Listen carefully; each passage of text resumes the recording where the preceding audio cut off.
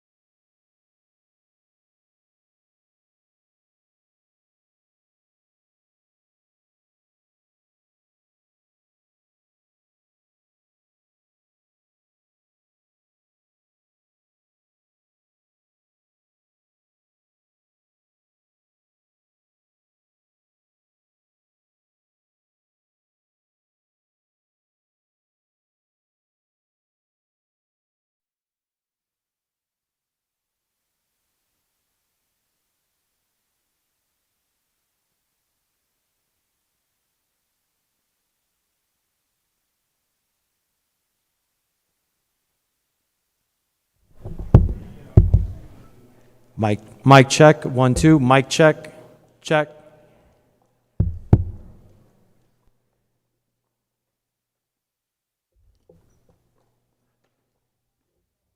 Can I tell jokes now? Okay, all right, okay. Microphone check. Check, check. Am I all good? Keep going, okay. How about now? Okay.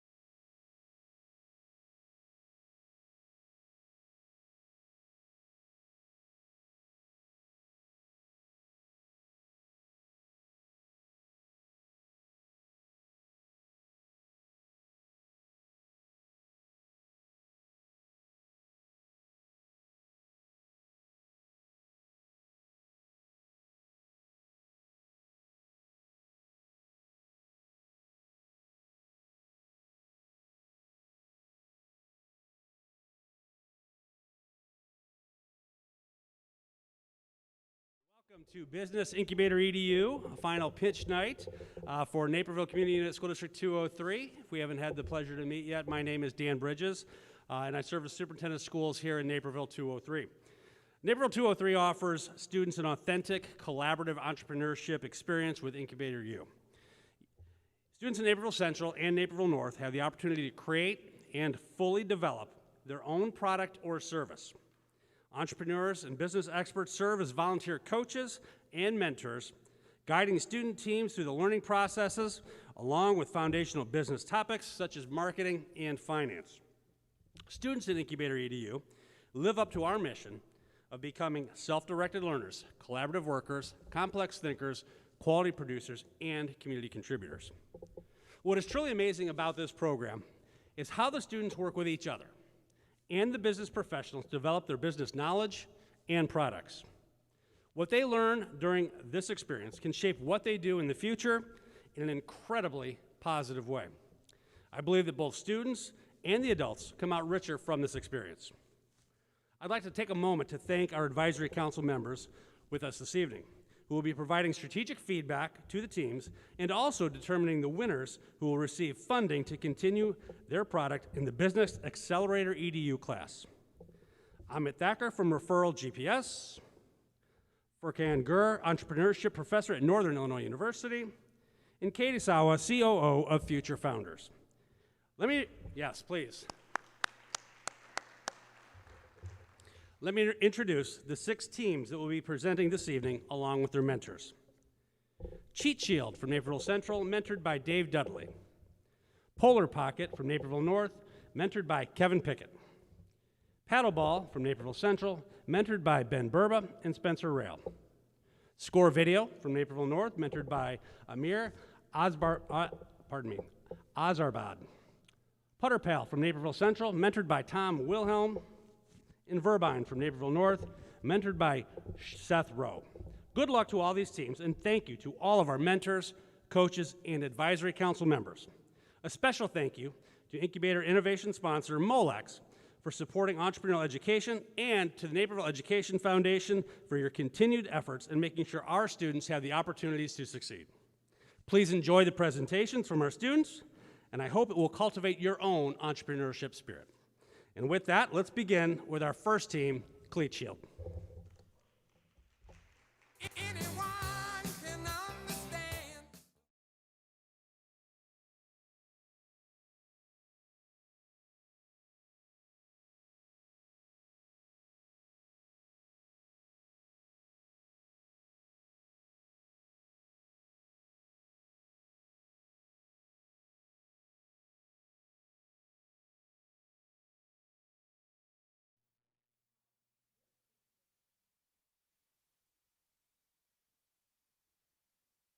I'm Grace Laufer, the CEO. I'm Chloe Chagallus, the CMO. I'm Tim Freilich, I'm the CFO. And I'm Chloe Baker, I'm the COO. Picture this. You're walking off the field covered in sweat and mud after playing an exhausting game, and all you want to do is go home and reunite with your bed.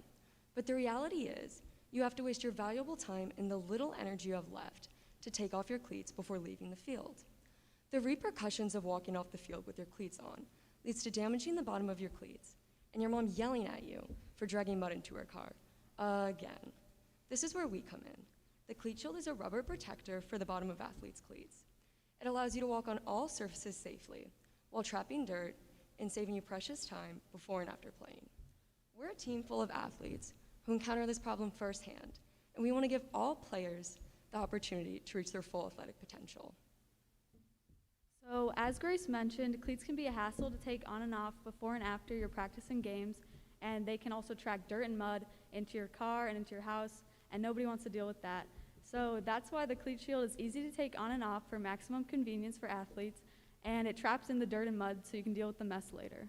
So to validate that our business would solve these problems effectively, we created a prototype and demo video.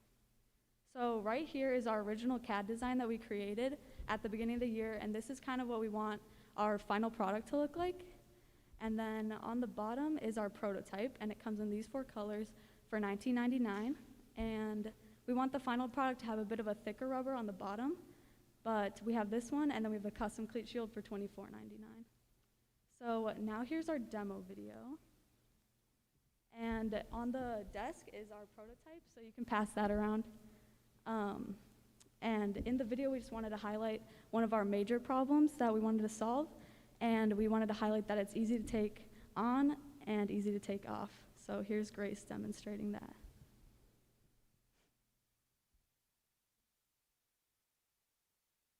Next, who are our competitors? We have one direct competitor called Splashies, and they go for $24.99. They refer to their product as an innovative cleat guard that morphs over your cleat into a sleek-looking street shoe. They come in a variety of colors and sizes, but they only have a guard for 3 sports that involve cleats. With our cleat shield, we'll also be coming in a variety of colors, as well as our customizable cleat shield. We'll also have, for our sizes, will be one size fits all within the small, medium, and large categories, and we'll be creating shields for all sports that involve cleats, which is already a big step up from Splashies. We didn't have any more direct competitors, but we did have some indirect competitors. Many athletes tend to change in and out of their cleats into either Crocs or slides before and after games or practices. Even as an athlete myself, I've played soccer and I've always gone with the solution. I would take off my slides and put on my cleats, which from experience took up a lot of time and even resulted in me being late to games or practices sometimes. Cleats can be around $44.99 and slides can be around $19.99 or more depending on the slides you get. And even though most athletes are going with the solution, as I said, it's not a very good one. One, isn't very efficient. 2, takes up a lot of time. And 3, takes up a lot of space in your sports bag. With our cleat shield, it doesn't take up almost any time. It's easy to put on and take off and doesn't take up almost any space in our sports bag. Overall, a lot better than Crocs or slides. Like Chloe, I've always worn slides before and after baseball practices for the last 10 years. But I can't tell you how many times I've left my slides at home, and I've had to drive home barefoot because I didn't want my cleats dragging mud in my car or ruining the bottom of my car. But we can't sell just the 4 of us, so we had to do some market research. What we found is our total addressable market, or the revenue we could generate if we sold to every athlete in the nation who plays soccer, football, baseball, softball, and lacrosse. If we reached all of them and got the cleat shield in all of their hands, we would be able to generate $1.1 billion in revenue. More realistically, though, we look just at high school athletes in Illinois in those same 5 sports. And if we sold to all of them, our serviceable addressable market, we would generate $2.5 million in revenue. In order to understand our market better, we sent out 3 surveys over the course of the year, and what we found out was that 70% of high school students play a cleat sport. 3 out of 4 of those athletes would buy our cleat shield at $19.99, and we also received an 8.2 out of 10 average website rating on our website, which Chloe will now talk about. So for another aspect of our MVP, we created a company website. And this is our homepage that features our product and our demo video and a little blurb on our product. And then if you hit the products tab in the top left corner, you can shop the cleat shield with all the colors and the custom one.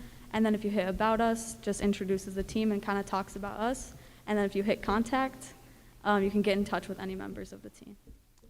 And we also sent out a survey for any pre-signups, and 94.4% people that took the survey said they would pre-sign up for our product. So whenever we actually have our product, we'll be shooting emails out to them. Hopefully they'll buy it.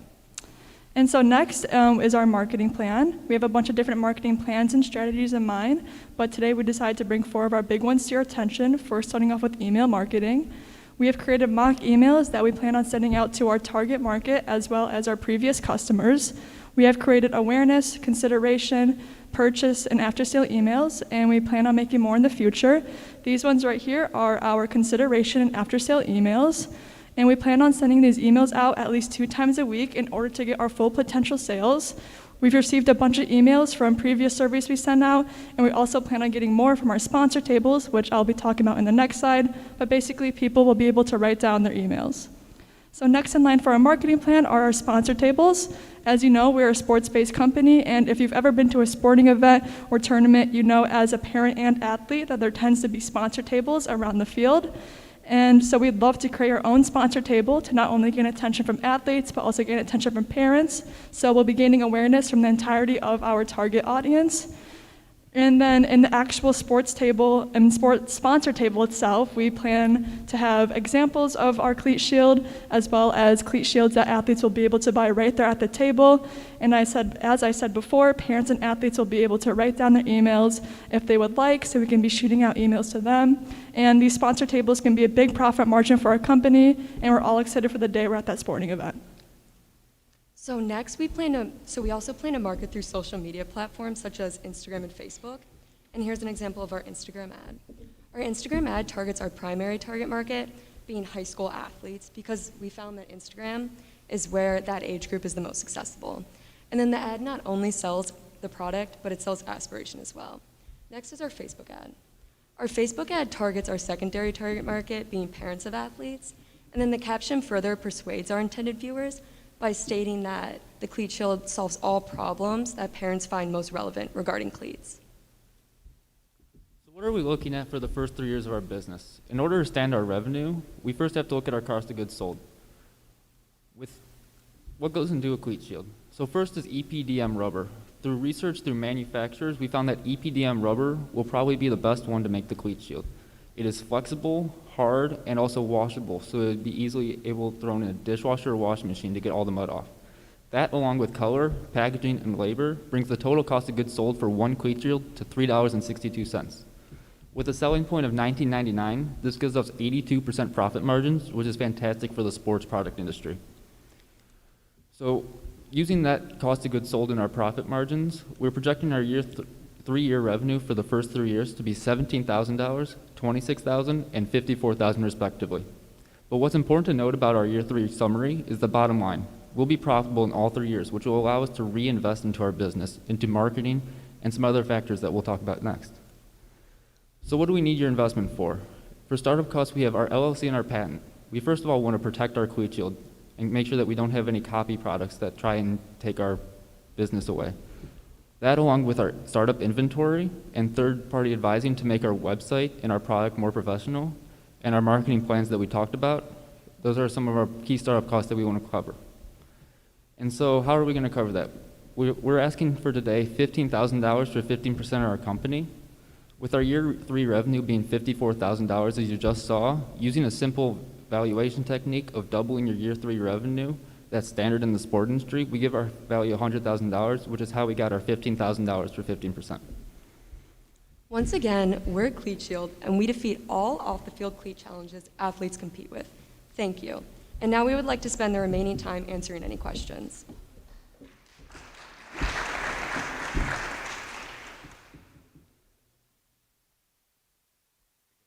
Can you guys hear me?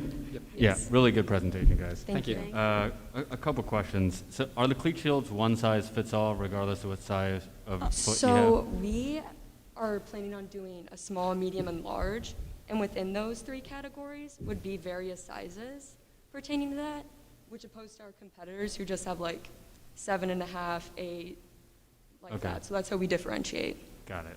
And then you talked about using thicker rubber than you guys have right now for the demo. Yes, Will sir. your cost of goods sold go up as you use thicker, or is that already contributed? Most And- likely, this was a preliminary cost of goods sold we did a few months ago. So we're planning on having a manufacturer produce the cleat shield for us, so we don't know the exact cost of goods sold, but this is just a rough estimate. Got it. And then last question was, I noticed you guys did some target market surveys, which is excellent that you're actually getting direct feedback from potential customers. How many respondents did you have for those surveys? So on our initial survey, we had about 152 respondents, and then we sent out a couple follow-up surveys and gathered about an additional 30 to 40 responses. Awesome. Great job, guys. Thank you. so Thank much. you. Yeah, nice job. Question, you said that you were looking for $2,000 to put towards inventory. How many units would that get you? So that would give us about 500 units, 500 to 600 units for a startup cost, which would cover 8 months out of our first year. And have you looked into like how you would manufacture this? We have not reached out to manufacturers yet, but with our mentor's help and a couple other advisors that have spoken with us, we believe we would be able to get one. Okay. And then just really quickly, you talked a lot about email marketing. Who is that directed towards? Mainly like our previous customers. So once we actually get our product out and people start purchasing our products, we plan on sending emails out to them. And then as well as our target audience. So as I said, in our sponsor tables, people will be able to write down their emails so we can be shooting out emails to them. In our surveys as well, a bunch of people left down their emails so we can be giving out emails to them as well. So since your target market is high school students, why email marketing? Well, if we feel like email marketing is, I think that email marketing more pertains to our secondary target market, and that our social media marketing kind of pertains to our primary target market mostly, but email marketing is our way to get towards our secondary target market. Thank you. Great job, everyone. Thank you. So my question is, how are you planning to scale this business? Do you have any product expansion plans? I'll pull up our 3-year summary for that. So in year 1, we're planning on selling about 700 cleat shields. That's our estimate right now. And so that would be about half of the population of athletes at Central. So if we get a conversion rate of 50% of the students here, that's how we would get our year 1. And year 2, going to more local high schools like Naperville North, Neuqua Valley, Mattia, Wabanzi, all those, and some more sports teams to get our custom cleat shield. That's how we'd get 26,000. And then 54, we're planning on going more regional scale, so we'd be able to scale it up to high schools all across the Chicagoland area. Mm-hmm. And have you considered using crowdfunding platforms for market testing and getting some early funding? We have not looked at Kickstarter or anything like that yet, but we have considered market testing of going to, like, with our sponsor tables, selling cleat shields that way to get an initial estimate so that we could see how the public sees our product. And this looks like a very good complementary product to very successful brands. Do you see collaborations as a way to grow your business? Yeah, as Chloe mentioned, for our revenue streams, we're also exploring licensing. So we could collaborate or license our product out for them to sell and manufacture because, like cleats, they already have the product, like the manufacturing equipment. So they'd be able to create the cleat shield very easily. Great job. Thank you so much. Thank you. thank you.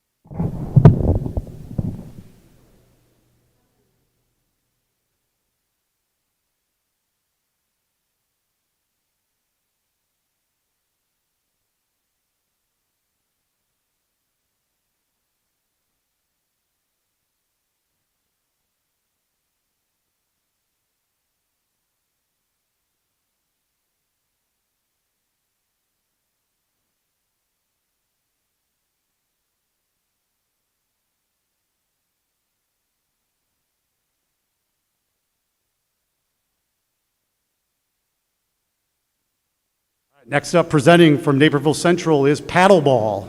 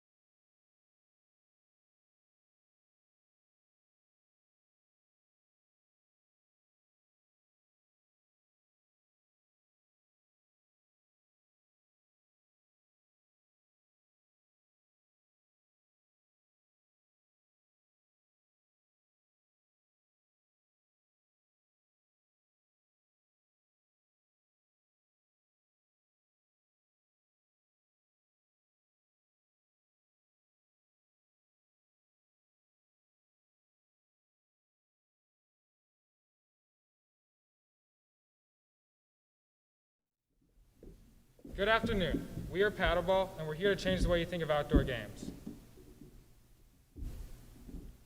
Nowadays, outdoor games are becoming too systematic and losing their fun. Too many kids, teens, and young adults are forgetting or never learned how to truly have fun without their phones. This is why we created Paddleball, to cure boredom. So what exactly is Paddleball? Well, it's a game where anywhere you can think is anywhere it can be played. Whether in the sand, grass, or dirt, in your backyard, or literally halfway around the world, this 4-player game, activity, hobby, or sport, whichever you may choose to call it, should be defined as a perfect mix between modern-day spikeball and America's fastest-growing sport, pickleball. Behind me is Paddleball, a table-like object placed in the center of an open field. Two-player teams lined up alternately, facing inwards about the table with paddles in their hands, ready to set, serve, and spike at any given moment. This is Paddleball, a fun, exciting, and thrilling way to connect friends, family, and whoever is up for the challenge. Are you? So, is Paddleball a new idea? The simple answer is yes. But before we dive into our journey, let's first meet the team that was able to put this together. Hi, my name is Seth Lenzine, and I'm the CEO. Hi, my name is Owen DeMonte, and I'm the CFO. Hi, my name is Adine Rajput, I'm the COO. And hello, my name is Amber Rinker, and I am the CMO. So, our journey consisted of 3 different phases. The first phase was the ideation phase. This phase consisted of turning the original idea in my head into a rough draft on a piece of paper. The second phase was our first generation prototype. This prototype was wooden, it was circular, it was bulky, it was heavy, it only had foldable legs, and it was generally inconvenient. This led us to our third phase and second generation prototype. This prototype was slimmer, it was sleeker, it featured a much more modern design, it had foldable legs and a foldable base, and it was generally just more convenient for the user. So, who exactly is our target market? Well, our target market mainly consists of high schoolers and college students, basically the younger generation. We as a team feel that the younger generation is a good target market because we feel that they are the most active, and therefore the most likely to play our game. But the main question is our market even interested? And the simple answer to that is yes. 79% of the 130 people who took our survey fell into our target market of high schoolers and college students. Again, this is great because this is such a high majority of people who took our survey.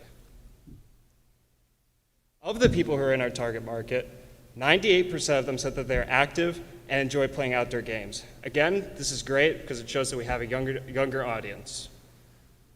70% of the people who fell into our target market said that they would be interested in playing paddleball, and 30 people by the end said that gave us their emails and socials, allowing us to reach out and ask if they'd be interested in testing out our game.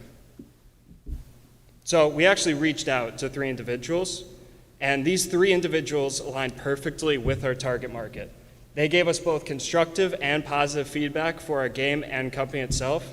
And here's one of the participants, Ryan Schwartz, saying, "I love this, it was exciting, competitive, and I think we played for like 2 hours.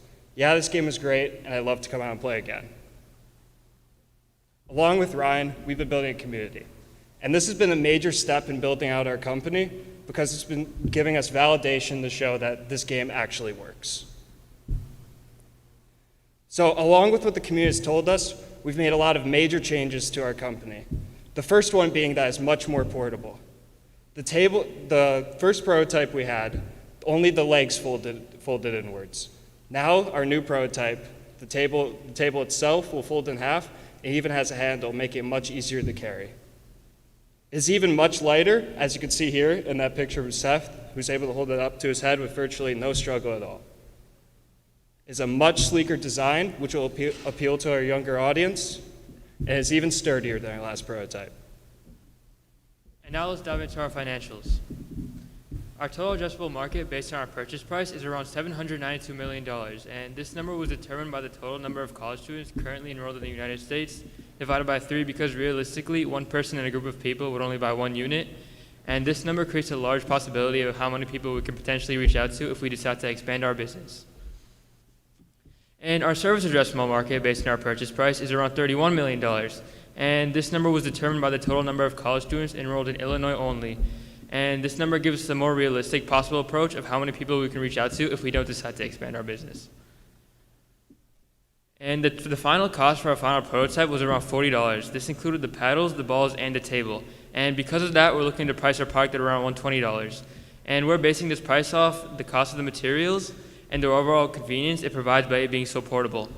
And we've also decided that this number would be perfect for our financial model, as it provides us with a realistic amount of units we can create and sell on a yearly basis. These are our two main competitors, spike ball and board ball. Spike ball, on the cheaper side, at $60, features a very unique design and has developed a lot of success throughout its years. Based on that, we're looking to follow a similar business model as them and present our game in a similar way in order to recreate their success. Our product is fueled by the idea of creating something new and unique that stands out, and we feel that people will purchase our product because of the creativity behind it. Board ball, on the other hand, is much more expensive and is priced at $149.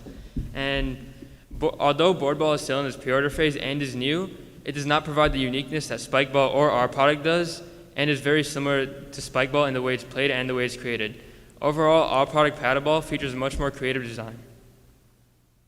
And here's our 3-year summary. In our first year, we're projected to lose around $19,000 due to our startup costs and our regular costs.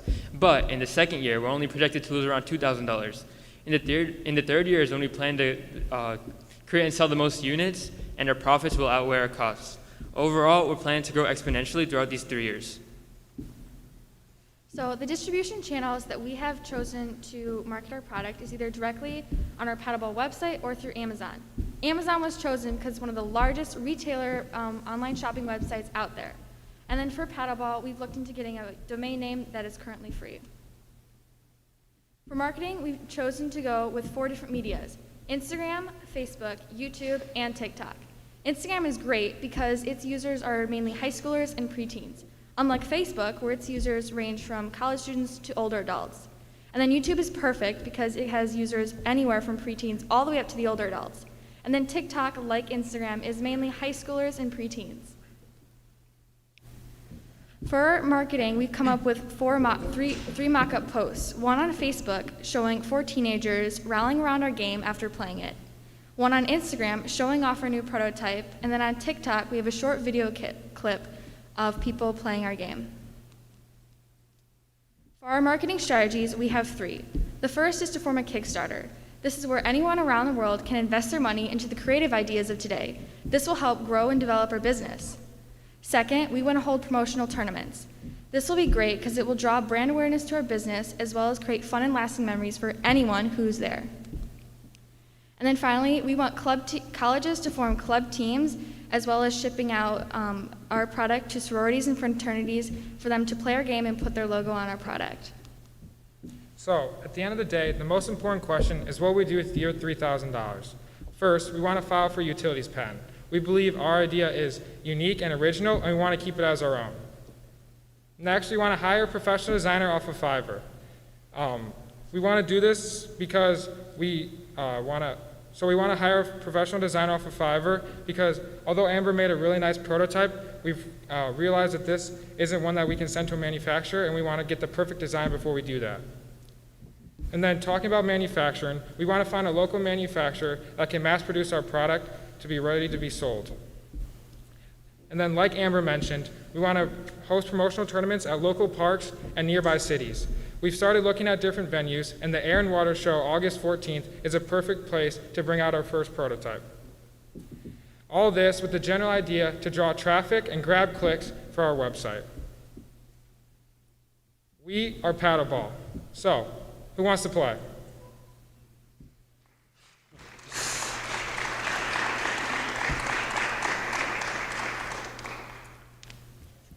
All right, nice job, guys. Wondering so you mentioned kind of like e-commerce as your main channel towards selling. Have you looked into what it's going to cost to ship something like that? Oh, I got it. Okay. So we haven't looked into exactly like how much it would cost to ship, but we do know the cost of packaging, not to get someone to sell it. Mm-hmm. Packaging only would cost 5 cents a box to get it made, but we haven't looked too much into having someone mass ship it out. Okay, that might be something just to when you look at your price point, because you're only $20 so less than the model that you said is too expensive or the competitor.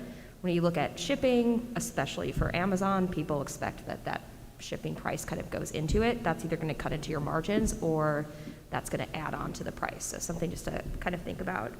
And then just with what you want the money for, or what you'll use the money for, exactly what will the $3,000 go towards? So so we want to first file for a utilities patent, but then we want to hire someone off of Fiverr to finalize a design and then start manufacturing it so that we can start hosting tournaments and like drawing attention to our product. Sure. So, but do you know like how much the utility patent costs? Because like Fiverr is like $5, right? So manufacturing, I'm guessing, is going to probably cost more than $3,000 total. So do you know kind of where you're allocating the money towards? So I haven't looked directly into that, Okay. but I imagine a utilities patent would be somewhere in the hundreds of dollars. Okay, thank you.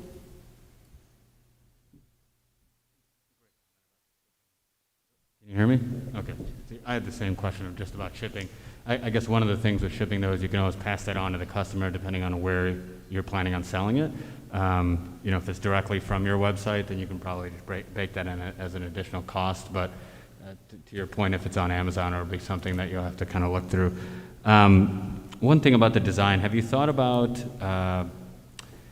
having the ability to have the handles and or the ball included in the design as you're carrying it, so it's not two separate things, or would they be carried in a separate bag? So we've actually looked into that. So this was only our second prototype, and it wasn't quite big enough to hold the paddles in there. But we're looking into our third prototype of adding a compartment in there that will hold the ball and the paddles, so it's just all one motion to carry.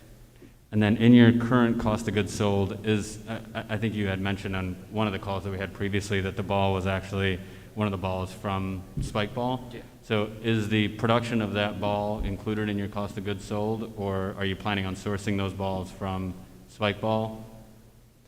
We're planning on getting it from somewhere else, a third party probably, because we can't source them from Spike Ball. So have you built those costs into your cost of goods sold? No, we haven't looked into it yet. Okay, thank you. Really cool product. I really like it, and very good presentation. I like the design of your slides, logo, and your prototype is very good too. My question is there anything unique about your table or the rackets or the bowl or something, or could just people who have pickleball rackets and a table could just create their own game and play? Yeah, so it's definitely unique and it's different, but so we use pickleball rackets because like we mentioned, it's the fastest growing sport in America, so we want to focus on that. But not any table that you pick off from your garage or an attic will work, because there's certain bounces that the wood that we use is special, just to get so that the ball can bounce higher and it just doesn't die every time. Okay. And another question, I think for a product like this, it might be really hard to protect this from imitators just with a utility patent. So I think market penetration is a better strategy for protecting it against imitators. So if a lot of people have you, and if you have brand recognition, people will pursue you. Do you think pursuing a lower cost strategy, lower price strategy initially for market penetration, and for example, you could just include 2 rackets in there, and then if for additional stuff people can pay more, but to be able to penetrate to the market, maybe charging less could be a good initial market entry strategy. Do you think so? So I like that idea, but the game is played with 4 rackets, so that wouldn't be possible. But one of our competitors, we mentioned Board Ball, their price is $150. So at $120, we're lower than them, but yes, we're double Spike Ball. But it's just, there's a lot more stuff than just, compared to Spike Ball. There's a lot more materials used, and we obviously have paddles instead of just using your hands. So while our cost is more, there is more stuff to go with it. Thank you. Good job. All right. Thank you, guys. Thank you. Thank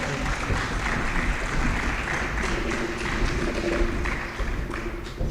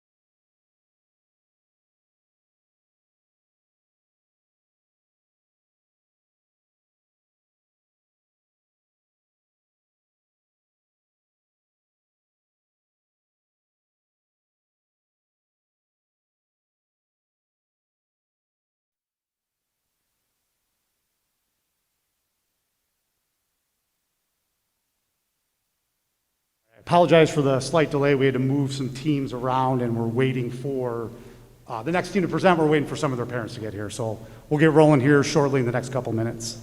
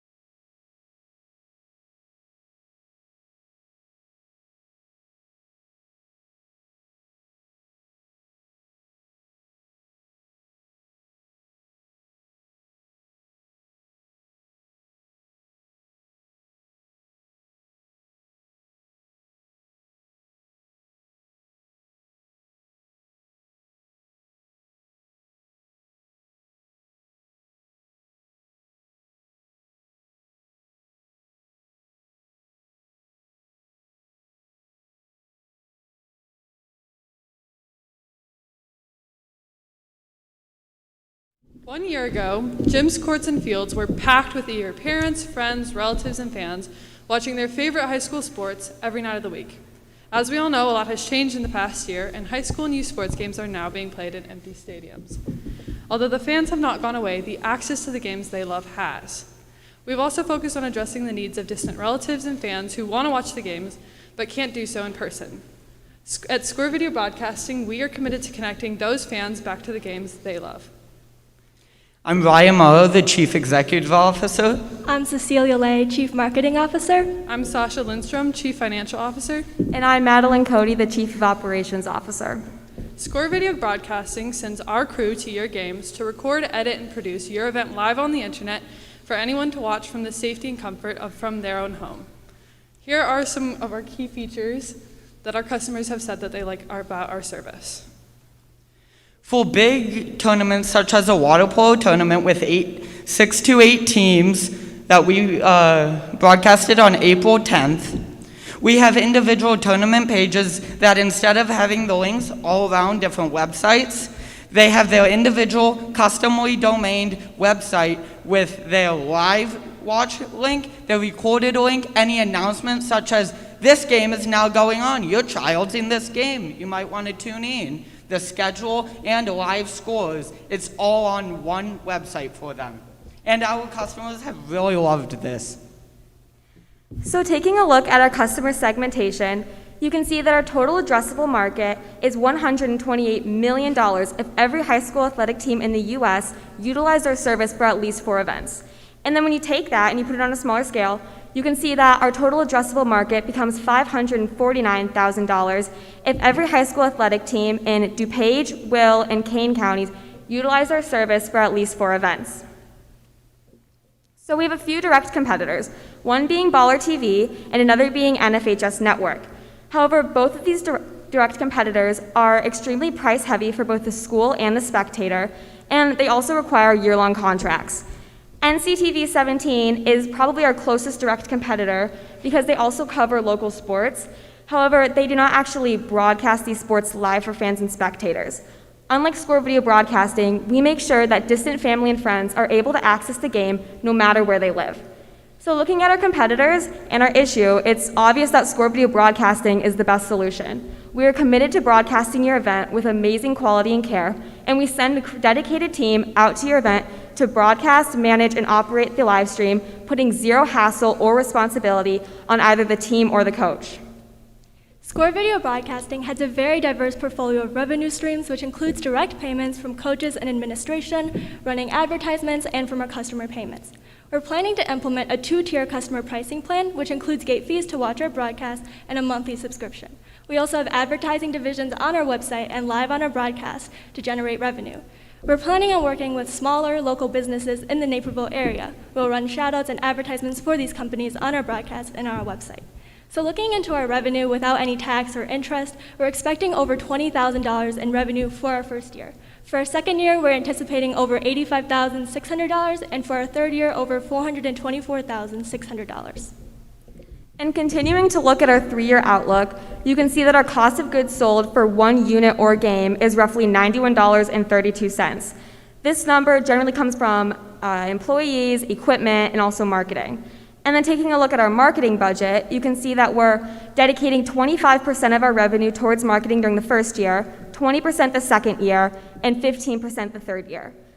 Although we are allocating less of our revenue towards marketing over the 3 years, we are ultimately spending more money on marketing because our revenue is increasing. And we are also anticipating a $5,000 expansion fee over the second and third year. Taking these costs into account, looking at our operating profit, you can see nearly an increase of 16 times. For our minimum viable product, we built out our fully functioning service so that we could go out to youth and high school sports games and events and live stream as well as publish the recording on our website for fans, relatives, and anyone who wanted to watch safely from their home, office, or wherever they may be. We did this for 4 programs at Naperville North High School. We did this for the boys basketball, girls basketball, boys water polo, and girls water polo teams. Since our minimum viable product pitch in late January, we have done 47 broadcasts that have pulled in over 800 spectators watching the games live. This does not include people who have watched the games recorded or multiple people per household. This is just 800 devices watching our streams. And this has been with spectators in the stand or without. We track registered devices watching the stream per rostered player, and taking our basketball season, which halfway through started allowing spectators, we only saw a drop of 0.4 devices per rostered player when this happened on average, and we stayed well above 1 device per roster player, which was our goal. Our website, SchoolLiveVideo.com, is our main base for all of our information, where you watch it live, where you watch it recorded, where you get our broadcast schedule, updates, scores, anything that has to do with school video broadcasting goes through our website. And since we launched the website in early December of 2020, it has been viewed over 5,700 times by more than 1,500 people, showing that we have gained traction in our market.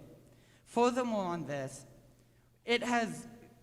we validated this information with Google Analytics. Our website has been interacted with, defined by a scroll and a click on an additional button or page that they landed on in over 230 cities in 9 countries worldwide, and even more than that since. So we do know that this may be a bit inflated by some bots, but by using the characteristics of a scroll and click, we have diminished this possibility, but we know that that may still exist. But it has shown, when we cross-reference, that our hypothesis that distant relatives would in fact use our services, because players and families have told us that they had international family watching. So I want you to look around what it's taking to live stream tonight. It's a lot. But now look at this black chess. This includes everything we would need to broadcast this event live right now. When we set up for basketball, we used 3 people, but we could have successfully done it with 2 people. We had a camera operator moving 1 camera with their hands on a tripod, and then we had additional cameras positioned around the court, and they used foot pedal switches to switch between these cameras. Our broadcast operator controlled the scoreboard, graphics, transitions, and the security of the broadcast itself from a keypad and or an iPad, depending on personal preference. And then our commentator provides play-by-play, color commentary, as well as ads through a foot pedal controlled headset while they're allowing fans into the stream. And then they have a computer where they can view and create stats to mention during the broadcast. Water polo, we did this as well, but it was even simpler of a broadcast setup. It only requires 2 people, and the broadcast operator switched the 4 cameras we had positioned around the pool, as well as allowing fans into the stream and adjusting the graphics using a keyboard and an iPad.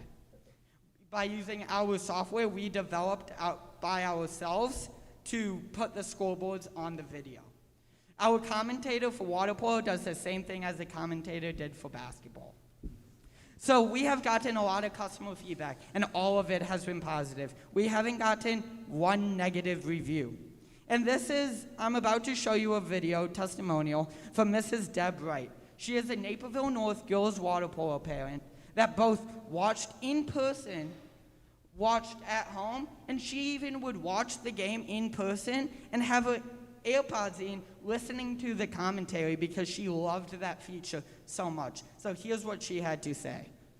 The fact that you came up with that was awesome, and it could, people like my mom that would really like to see a game but maybe isn't comfortable getting out of the house, she was able to see it. When I haven't been able to go, I was able to see it. So it was just a really nice service to provide. the other thing on that note is I know Ryan, like I know you know water polo, right? So you did a great job actually commentating, because since you have been gone, all we've really had is like a split screen of you can sort of see it, don't really know what's going on, don't have the commentating. So that made a huge difference. So, through this time period of January and April, where we did 47 broadcasts, we were just trying to validate our learning and validate our business. So we were doing this free of charge. We were just trying to get customer feedback as well as build a customer base. Although by using price points we have validated through a customer survey sent to parents as well as athletic directors and coaches at $149 per broadcast, $5 per device watching the stream, with about 20 devices watching each stream, which is well below our average of 36 people per stream, and a $20 ad throughout the broadcast, we would have brought in over $11,200, showing that there was a need in the market, and we stepped up and we delivered that need with extreme quantity for a startup of 4 people, and as our customers like Deb Wright said, with great quality. So we evaluate our business at $1.1 million. And we got this by a year 3 revenue multiple of 3.0 times and a discount percentage of 10%. This seems like a lot, but due to our expanding business model, where we're constantly getting new locations because it only costs $1,000, including employees, to do so, this is what our model projected. And we are asking from the pitch competition and the advisory council for $3,000. In addition to this $3,000, we have began bootstrapping so we can get to a goal of $4,500. This $4,500 will go to marketing and customer acquisition costs, legal fees, website fees, employees and HR because we need to expand, and obviously expansion. So once again, we are Score Video Broadcasting. We are committed to connecting. Thank you so much for taking the time to listen, and we will now answer any questions you may have.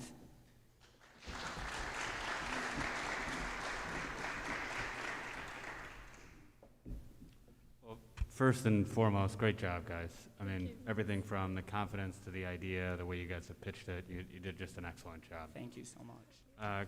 Quick question. So walk me through the revenue model again, because I know that there was multiple streams there, and I didn't know if I caught it all. Okay, so as we do the revenue model, how we get that cost of the $11,000 was we go $149 per broadcast, and that is what we have gotten from the Naperville North Athletic Director. We have contracts pending for next year at that price point. And that was for the 47 broadcasts. And then we did 803 viewers, since that is what we have gotten, at $5 per viewer, which we have validated as the minimum the customers will pay to watch our stream. We also got that from a $20 ad, which is how much we charge for an ad through the broadcast. Does that make sense? Yeah. And then when we go to the 3-year outlook, it's basing off a $100 price point. So we're trying to stay below what it would be for 41 broadcasts, which is low. That's one per week minus the summer, when we did 47 in just a few months. And this grows by 500% with 5 new locations, as we talked about, in the year 2 and year 3, which is our price point. And then the $5 for 25 viewers per broadcast, a subscription at $5 for a month with a 75% renewal each month. And then, like we said, we talked about before, everything else, all those tying at the same factor point. And that's how we got the $424,000 for year 3. The only other question I had was, and the commentary said it, and I think I also would probably believe it as well, the commentary that you have for the sport probably adds so much value to it, and obviously they mentioned that in the testimonial for the one that you did with water polo, and I'm sure the other ones that have been broadcasted as well. How do you plan on providing that commentary consistently for all of the different sports?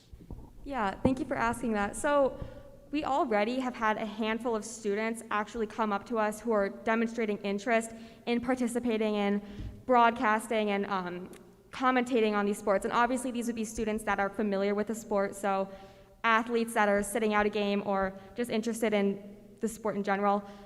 And we're actually looking at a $15 rate for commentating, so that's above minimum wage, so that's a pretty good incentive and a pretty good deal for these students. Great, thank you. Sorry, just to clarify, $15 per hour or per event? Yes, per hour. Per hour. It's hourly. Do you have any legal concerns about who you are recording and getting permission, especially because most athletes, I would guess, are under 18? Yes, so we have been working with the incubator lawyer that Mr. Nolan provided to us, and we have came to the conclusion that since we are being hired by the coach or the administrator, the school is responsible for those legal. So as the student signs up to play in the sport, they sign away those type of rights. So once we get that written permission from the school or administrator, we are legally sound. Okay, and then what is a school's budget? Because I'm just curious, for $150 per broadcast times how many schools, what schools have what kind of budget to spend? Yeah, so we have talked with, thank you. We have talked with all of the Naperville schools, public schools, and the athletic directors, such as Mr. Robert Quinn, which we are finalizing a contract through this summer to get those games for next year. We were going in hoping for $100 per game, and they offered $149. So it's obviously in their budget. Are you just repeating those sports, or are there more sports that you're going to be doing, more games? We are going into that, but it will be expanding. It will be more sports than just the two. We launched in the winter, so we only got half of the winter season and the spring season. So we could double that amount. Great job, everyone. Are you planning to only focus on live streams, or are you planning to also make money from recorded videos as well? Yeah, so someone else can touch on this too, but that's later down the road. But at the time being, we're focusing on the live aspect. And a huge component of this is also, the recordings, and we've had several people actually revisit those recordings to send to college recruiters. So these college recruiters are from all across the country. Obviously, it's hard for them to get to the game, so they can access these live streams, or parents or athletes can send college recruiters certain clips of these games and forward those on to help the recruitment process. And we did have college recruiters for Naperville North Water Polo who is playing to get into the state finals tomorrow. So it's a good team. It's a good team that we got able to broadcast. And we had college recruiters finding those games without the students even reaching out. So that gives another student athlete put for this, and why schools such as the school district would want to invest in our company. Great job, guys. Thank you so much.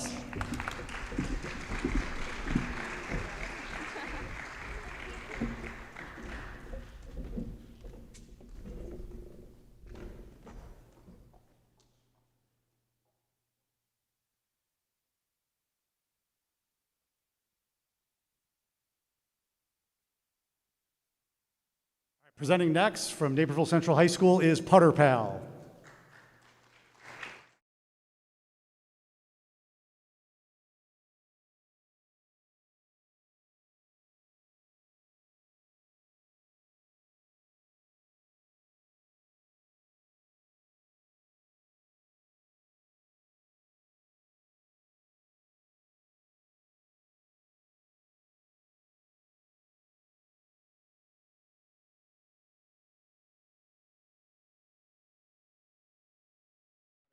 and we're here to revolutionize the golf industry.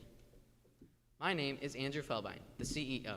I'm Jake Shuda, the CFO. I'm Stephen Mander, the COO. And I'm Josh Mondell, the CIO. I'm walking up to the 18th green. I have about 6 feet left for par. I know I need to sink this putt. I look in between my golf ball and the hole, and I see a ball mark that some careless golfer before me left. I know I need to fix it to make the putt. I rummage through my pockets, and I'm looking for my Divot repair tool. As a golfer, I know just how much we carry in our pockets. From golf gloves, to phones, to Divot repair tools, to keys, to golf balls, to tees, scorecards, and wallets. It's a lot to manage. As a 4-year varsity golfer for Naperville Central, I've seen it happen all too much, where nobody has the right tool they need at the right time. Plus, as a groundskeeper for Stonebridge Country Club this past summer, I know just how detrimental a ball mark can be. A ball mark is created when a golf ball directly lands on the surface of the green. This makes putting rocky and difficult. This is where PutterPal comes in. PutterPal is a golf divot repair tool that goes right on the back of the putter. To use it, you just slide it off, fix your divot, put it back on, and make the putt. It's that simple. In golf, nerves play a huge role at playing at your best, and one thing less in your pockets could make all the difference. Going into our solution, we created a compact divot tool that docks directly into the top of your putter. Here we have a blown-up model that I'll use to demonstrate how it works. So there are retractable prongs that make it almost unnoticeable while it's on top of your putter, and as Andrew will now demonstrate, half of it slides off so you can fix your divot, and then the other half stays semi-permanently on top of your putter. Now there's also a spot for a ball mark on top, which just demonstrates the ultimately convenient that it brings to the golfers and makes their experience that much easier. Going into our prototype evolution phase, our first step is we had to go out and fail. As you can see on the right, this is our first prototype attempt, and it was nothing more than a few scrap pieces of plastic. But after many adjustments and changes and weeks of planning, we were able to make our first real prototype. Now, as you can see, which I have with me right here, is about 3 times bigger than we wanted, and there's no way that this would fit on top of a putter. So, in order to make changes, we planned, we developed, and we printed again, and we failed again. So, after weeks of repeating this process, we were able to succumb our final prototype. Now, this is far from perfect, but it is more towards the size we wanted and has all of the features, including the retractable prongs, the sliding mechanism on the bottom, and the spot for a ball mark. Now, there's still a few changes that we need to make within our final product. The first of which being making sure that it is very secure. Through our survey results, we found out that many people were worried that it might fall off inside their bag. So that is something that we have considered and something that we are going to develop when making our final product. And now for the pricing of our product. So we first figured out that it's going to cost us just around under $3 for the actual materials to make our product and another $4 to manufacture it. This puts us at a price of $6.78 at our cost of goods sold per unit. Now from the $6.78, we decided to mark up our product 48% to reach our final price of $11.99 per tool. Now this price is similar to all of our competitors, and it's around the industry standard. For our market sizing. Now, due to COVID in this past year, golf absolutely boomed. In an already huge market, it grew another 14% in just this year alone, and golf equipment sales hit a new record of $2.81 billion. Now, here at PutterPal, we absolutely want to capitalize on this huge growth and get our product into the market right away so we can still be a part of this massive growth. For our total addressable market, what we did is we took the number of golfers that we had in the United States and we multiplied that by our selling price of $12 a unit and reached our total addressable market of $420 million. Now, on a smaller scale, our serviceable addressable market, we took just the golfers in Illinois alone, multiplied that by our same price of $12 a unit, and reached our serviceable addressable market at $12 million. Now for our competitors. Here at PutterPal, due to the originality of our product in that it sticks directly into the putter and is so easy to use, we don't have any direct competitors. So that really sets us apart. However, we do have some indirect competitors in big name brands such as Titleist, Ping, and Callaway. Now, most golfers look to these high-end brands in order to get reliable divot tools and ball marks, and we're looking to compete with them. To validate our business idea, We surveyed 375 people and interviewed 15 golfers. In this data, we found that 60% of people are willing to spend extra money for golfing accessories. We also found that 88% of golfers value convenience when they're on the course. And finally, we saw that 70% of golfers would pay for a divot tool that would enhance convenience and overall make their time on the course a more enjoyable time. Some key features that were really loved about our product was its great size, its convenience, the fact that it's compact, its simplicity, and overall how easy it is to use. Now, we were more than pleased with our survey results because they were more than positive. Now, of course, there were a few problems and concerns that came up in the feedback, which we have talked through as a group, and we will make adjustments for the final product. So our main source of marketing is going to be through social media. We currently have Instagram and Facebook accounts, which you can follow at PutterPal USA, and we are planning on making a Twitter account. Paid advertisement is going to be our main source of getting our product out on the market, and we are looking to target golf groups and utilize Facebook groups and get our market directly into our target market. We also have a connection with Formula Putting, and we're looking to connect with Drive, Trip, and Putt as well. This will expand our market size even more because this will place our product in the hands of golfing instructors, which will also place our product in the hands of golfing students. Now, through our advertisements, this will send the customers to our website where we are initially planning on selling our product. Now, while we are selling our product through the website, we are targeting some retailers.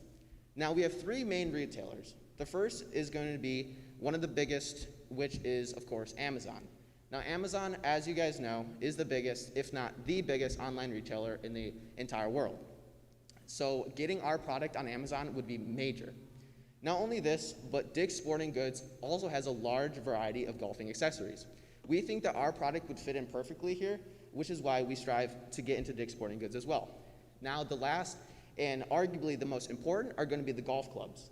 Now, what golf clubs provide are golf pro shops where golf members can walk in, see our product hang on the wall, see that they want it, buy it, and walk out with our product.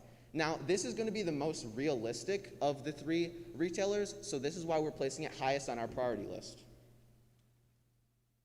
Going into our 3-year summary, you can see that we're expecting to be profitable off the bat, but it's more towards years 2 and 3 where we're expecting exponential growth. Because like Josh just talked about, we're targeting these retailers, and we believe that once we are distributing our product more than just our website, our sales will skyrocket and our profits will follow. So why would you choose a group like us? We are a really passionate team. All 4 of us have worked really hard this year to develop a product and marketing strategies. As Jake talked about, we have a huge growth potential. With COVID booming the golf industry, there's a huge market and we really need to attack this. And we have an innovative product. No one's done this before and we need to capitalize on this. And in order to start our business, we are requesting $20,000 for 20% equity. And this would finish a finalized and working prototype that we could bring to manufacturers. The second thing is to get into the manufacturers and make sure that our product is working and test it with people. But this is not really the route we're looking to go. Licensing. Now this is what we want to do because this is where we believe PutterPal will be successful and be able to earn money. We are currently targeting a provisional patent. And once we get that, we're going to reach out to 3 main companies via LinkedIn to try and exchange our product idea for royalties. The 3 companies we are planning on targeting is Callaway, Parsaver, and Birdiecorn. Now, although these are our 3 main companies, this is only the start. There are so many golf companies that we can reach out to, and that is why we think that licensing is such a good idea. Before we were asking for $20,000 in just hopes that maybe we could get something going with this idea, but with licensing, we're asking for only $3,000, and that would go towards our licensing efforts, including finalizing a working product, creating sell sheets and demo videos, and other materials that will help us complete this licensing phase. And again, this is what we are going to do, because this is where we are going to be successful, and this is what is going to put PutterPal into the hands of every golfer. We are PutterPal. Are you ready to bring maximum convenience to the game of golf? Thank you.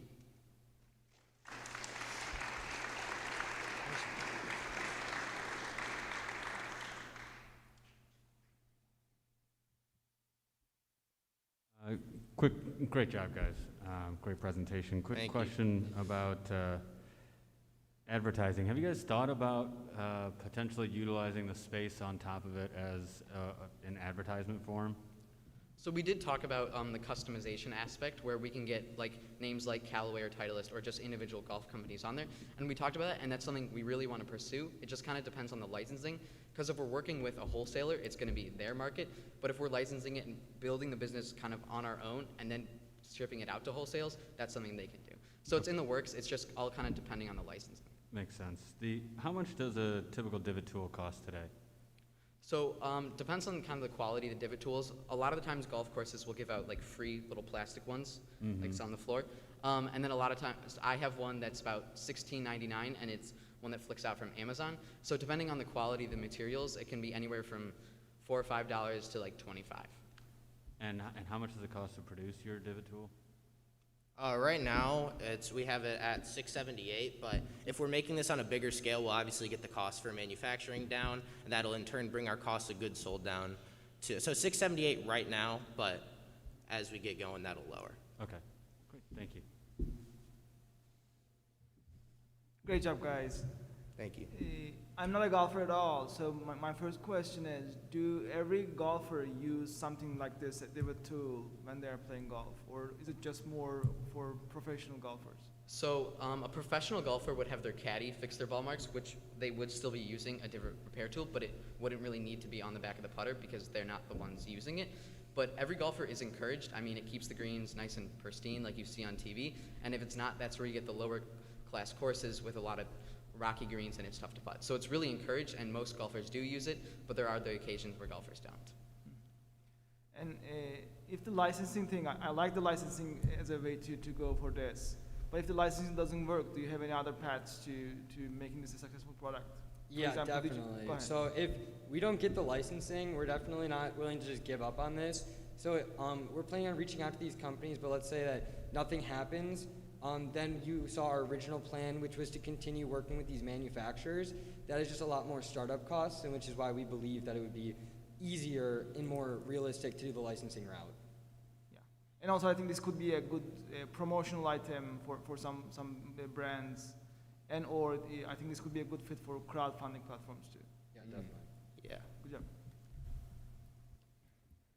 So off of that question about do all golfers have this, have you thought of reaching out to the country clubs or wherever whoever's owning the golf courses to encourage them to purchase these, since they're the ones that really have the problem with it with their greens? So as Josh kind of talked about, we do really want to target the golf courses in our local area, but it wouldn't really be them who's fixing it with our product. They have their own tools that they use to fix the product or to fix the greens. But as Josh kind of talked about, we do want to reach out to them, depending on how we go for licensing or wholesaling. Depending on which way we go, we would reach out to the courses. We'd want to have them being sold in the country clubs for the golfers, so that they'd have an option to buy them there. Like how you already can buy divot tools at golf courses, this would be another option for them to buy there. Yeah, and then we already do have some connections with golf clubs. I caddy at Naperville Country Golf Club, or golf course, so I do have a connection with that. And then Andrew, you can talk about your connection. And then I worked at Stonebridge, kind of as I said, so I already know the golf pro there. And then what would the next stage of your prototype be? So that's what you want the money for. What does that look like? And how do you do that? Our current prototype is, we spent a lot of time on it, and it's good, it's functional, but right now it doesn't, it's not sturdy enough where it can just dock in the putter and stay. So what we're trying to do is make it more professional quality.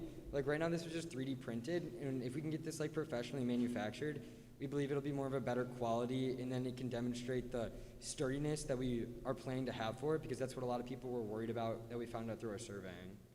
So it's basically the material is what you're focused on? Because the prongs right now are plastic, and we'd eventually like to get those metal, so it would be easier to actually fix a divot. And have you talked to a manufacturer about what the price would be to do that? We've not talked to one, but online there's a lot of information, and it was about $4 per unit, but if we were to buy in bulk, we can get that a lot lower.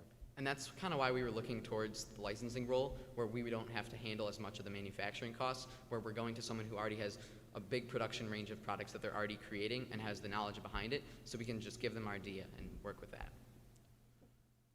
Thank you. Okay, thank you guys so much. Thank you.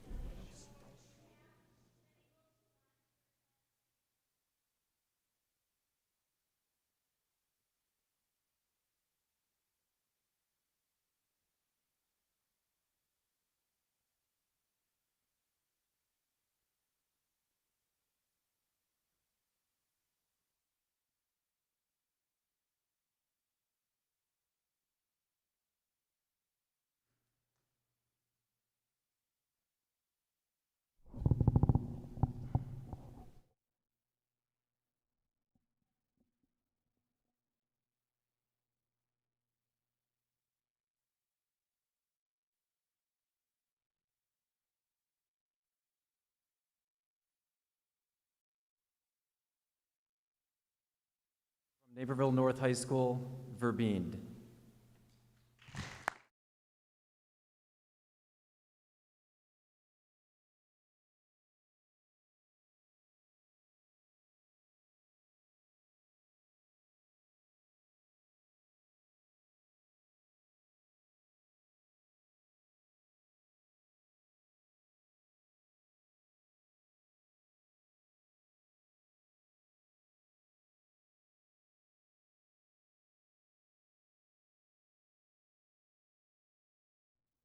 Hello and welcome to Verbeend. I'm Nikhil Javeri, I'm the Chief Operations Officer. I'm Nathan Vicek, the Chief Financial Officer. And I'm Nico Takano, the Chief of Marketing. And I'm Ibrahim Shah, the Chief Technology Officer. Picture this, it's March 13th, you've just been given an extra 2 weeks off of school for spring break. Fast forward a couple months later, and you still don't understand e-learning. In fact, it's 11 p.m., you have a math test tomorrow, and you don't know how to factor equations. The problem is your tutor's asleep, and Khan Academy isn't helping either. Feeling defeated, you go to sleep, you wake up the next day, you take that test, and you fail it. You think to yourself, what if there was a platform where you could instantly get tutored with a click of a button? That's where Verbeend comes in. Verbeend is an online tutoring platform that offers instant connection to tutors at any time from 3 p.m. to 12 a.m. at a rate of 33 cents per minute. Students can get tutored whenever they want, wherever they want. Think of it this way. Verbeend is a platform for students to find tutors just as Uber is a platform for riders to find drivers. So here's just a quick demo video of our product. Factoring. What even is that? It's 11 p.m. and my tutor's asleep. I don't want to fail though. Oh wait, let me check if there's tutors online on Verbeend.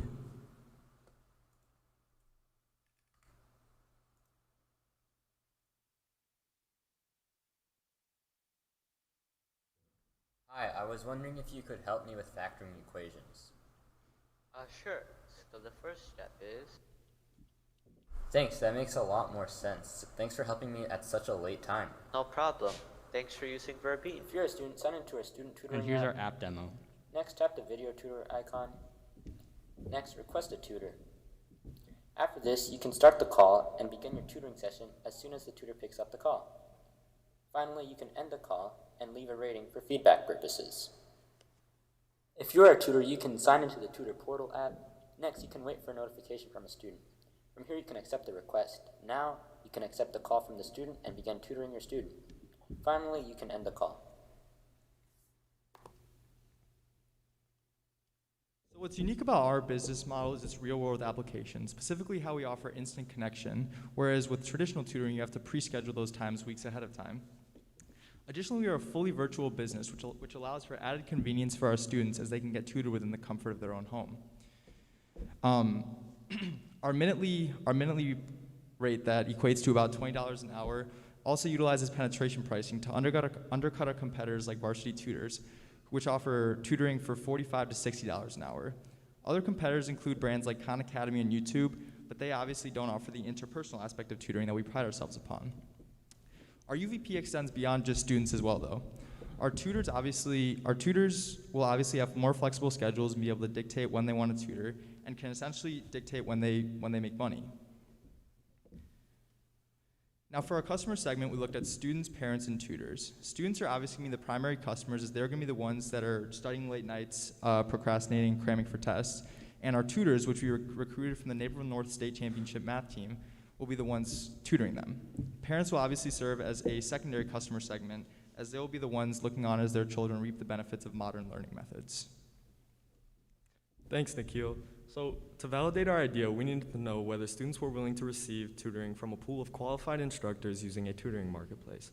And in order to see whether we were trying to solve a real problem, we believe market research would be essential. And so we sent out 3 surveys, and we got over 500 responses. And the demand in the market was huge, simply to say. And some of the key data that we found was that only 0.3% of students who had used tutoring in the past took full advantage of their allotted time.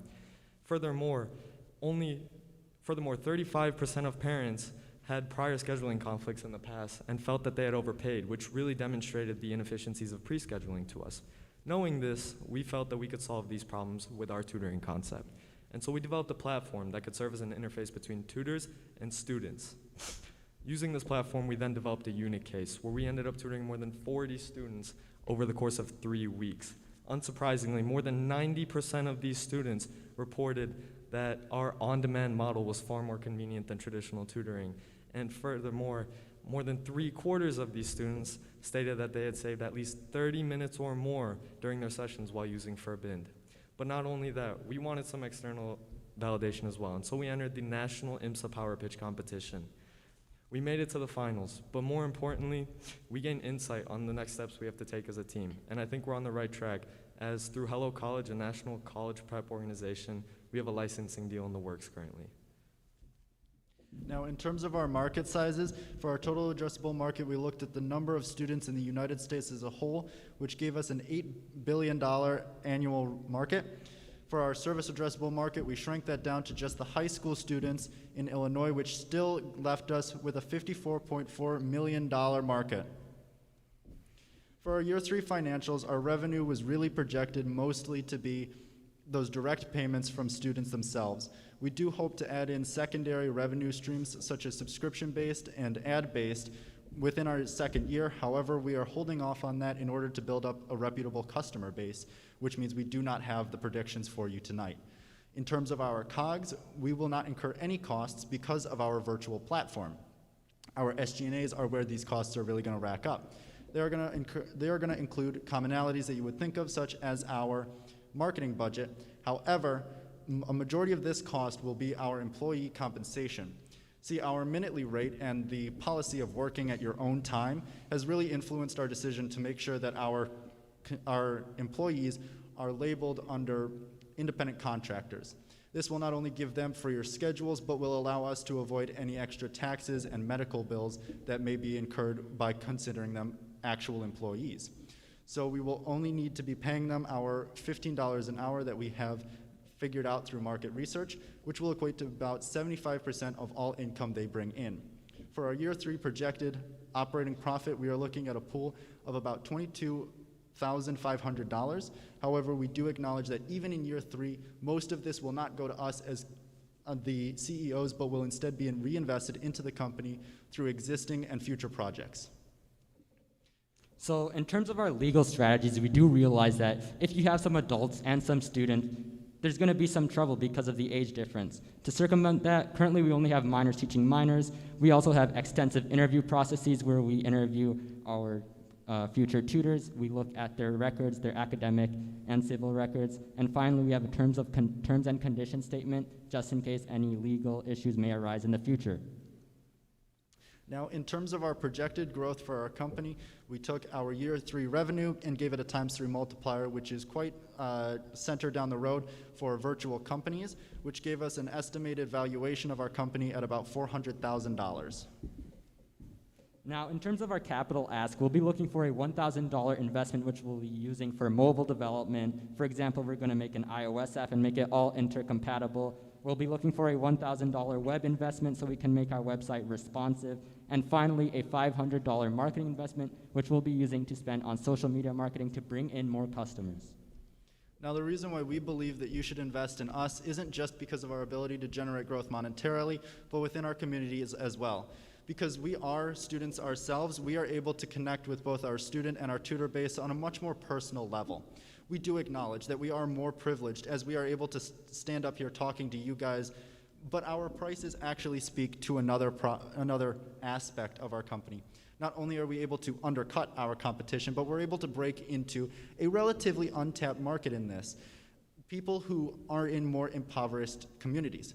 Because somebody may not be able to pay $60 for an hour of tutoring that doesn't fit their schedule, but say $2 for 6 minutes, that's something someone could do. And that's something that may be the difference between someone graduating high school or not. We're trying to make the education field a lot more fair across the board. It also will allow us to help our tutors as well. Because any teacher will tell you that the best way to learn a subject is to teach it, which means we're not only breaking educational barriers with our students, but our tutors as well. Now, on screen right now, you can see 3 separate minor marketing campaigns that we have currently up on our Instagram, one of which was so successful that it has actually become a poster campaign within our school itself, each one speaking to a different personality a teenager may have. Now, judges, we realize that $2,500 is definitely a lot of money to ask for, but realize that if you fund us, you're funding founders who are so resourceful that they've coded their own platform, not used some middle school website builder. You're funding founders who are actually solving the problem that they face on a day-to-day basis. Thank you, and welcome to Verbeen.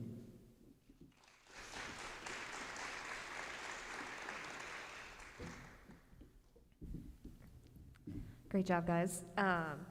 Question on the pricing. So how did you come up with the 33 cents per minute? That one we originally did market research in order to figure out what our competitors were pricing it at. We found that $45 to $60 an hour. And then we went to our survey to our consumers out there and we gave them options. We found that one of the most popular one was $20 an hour. Since we were really set on that minutely rate, we just simply took the $20 and divided it by 6. Now, we have gotten advice that we may want to switch this up, especially in the early stages of the tutoring, in order to bring in a bit more revenue, so that is something that we are looking to improve later down the line. And then, so off of that, and thank you for sharing that, how do you said if, from kind of the disadvantaged, under-resourced students, where if it's 6 minutes and they can learn something, or just a student in general, right? How do you incentivize the tutors to get their point across and as effective and efficiently as possible when the longer they take, the more money they're gonna make? So how did the incentives of align or not align? I think that what the incentive is the convenience of being able to firstly work in your own home. And it's serving a greater purpose in the sense that you are actually, by working shorter hours, even though you may not be getting as much money, you're creating a more efficient tutoring system. If I may also add, the more people that you tutor, the more reviews that you get. So we will be adding a review system. So if you take 20 minutes on a simple subject, somebody's going to give you a bad review, and then less people will go to you. If you can blow through 5 people in 20 minutes, well, then you're getting 5 positive results for just about the same amount of cash. Thank you. Great presentation. I love marketplace ideas, and so I feel like you guys are really onto something, and I know tutoring is a huge need in the community, and so great idea putting this together. I'm interested to know a little bit more about the licensing deal. As you guys have already started some preliminary discussions with Hello College. I think they were formerly the Partners for Education or Partners for Achievement. Tell me a little bit more how that would work. Sure, I can take this one as well. So we actually had a meeting with a group that was connected to us by Hello College. They are also a tutoring group, very similar to us. However, they are more focused on donations, which we are also very inclined to do, but are also an in-person based. So there have been discussions. A possible licensing deal would be us licensing our website technology to them. there was also talks about a possible merger where we absolve the company itself. So either way, we are only seeing positives for our company. Thank you. Great job, guys. I like the presentation. I like the idea. I like the potential social implications of the idea too. I really like the 33 cents per minute. That's such a marketable price point. But as I was thinking, you would potentially have a lot more demand right before a math exam versus like in the beginning of the semester. So did you consider dynamic pricing to adjust for that? Yeah, so currently, actually in our revenue calculations, all of our prices are fluctuating based on the months. So for example, we have our peaks around April. That's just a month before your end of year finals begin. Then in our calculations again, we have a dip throughout the summer, slowly rising to that peak point again throughout the school year. And as I understand, you are able to be very resourceful and do some of your work yourselves, but do you think $1,000 would be enough to create a fully functioning mobile app for this? Yeah, I think so. I mean, we've created both the website and the app for $0. We have our own. We figured out basically how to host servers for free, $0, 24/7, have so many people on it at the same time, and we're all resourceful enough to learn these new skills. So I think we will be able to do that. And just really quickly, because I hope this did come across, our app is not in the future. We actually have an Android-based app. It is not optimized for iOS, which is what we will be investing on, but we do actually have a functioning app currently. Perfect. Great job, guys. Thank you. Yeah, thank you for the questions. We appreciate it.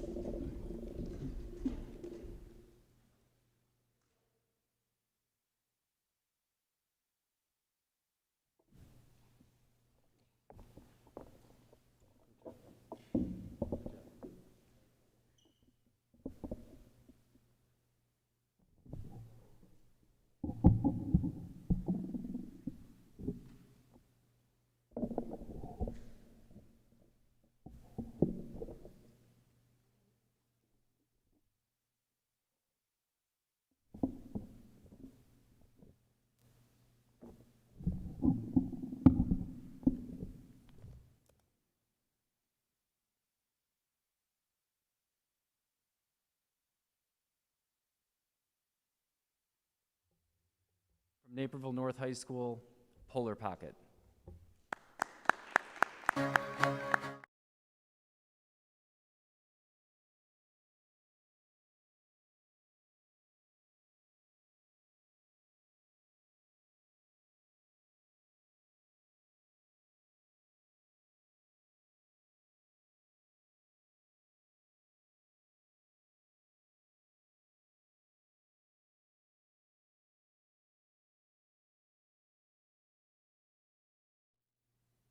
Good evening. We are Polarpocket.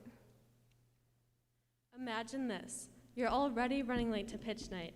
You feel your neck and realize that you're missing your lucky necklace that has gotten you through everything. There's no more time to turn back. Panicked, you start digging through your purse. There it is, but it's tangled. Quickly and anxiously, you start trying to untangle your necklace, but the more you try to untangle it, the more tangled it seems to get. Feeling a heavy defeat already, you glance at the clock and realize that your pitch is starting in a couple of minutes. Not only are you flustered about your lost and tangled necklace, but you're distracted from your extremely important pitch, a situation that could have easily been avoided if you had Polarpocket. I'm Mary Crossett, and I'm CMO of Polarpocket. I'm Ellie Gerner, and I'm the CFO. And I'm Ishika Sadhukan, and I'm the CEO of our company.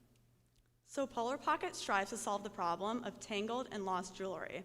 While jewelry is stored away, it can get tangled easily, and while you're on the go, it can get lost and damaged.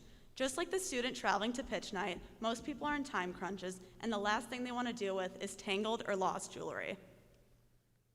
We found out that people were storing their jewelry using very odd methods. The reality is that these methods are ineffective, time-consuming, and really don't help you store jewelry. So the solution is Polarpocket. Polarpocket is a portable jewelry box that prevents jewelry from tangling. When you place your jewelry inside of Polarpocket and close the lid, the foam inside of the case presses against the jewelry, preventing it from tangling and ensuring that there is no room for movement. Down the road, we would like to donate a certain percentage of our profits to helping save the Arctic wildlife. This is where the polar part of our name comes into play. The polar also alludes to the cooler color scheme that we use throughout our advertising, as well as the slogan, "Freeze jewelry in place." The pocket part of our name comes from the pocket that most people just constantly throw their jewelry into, which creates the tangling problem, but this Polarpocket case itself also does fit into pockets of bags.